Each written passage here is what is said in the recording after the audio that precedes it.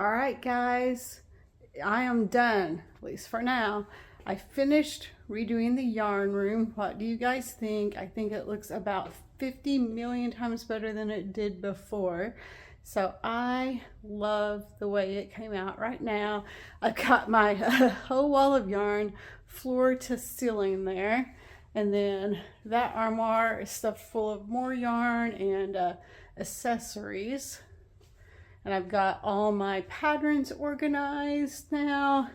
Got my workstation. I've got my beautiful sunset. Wow, holy crap, that is a beautiful sunset right there. So I am done for today, guys. Woohoo, I think I made a ton of progress. What do you think? Let me know in the comments.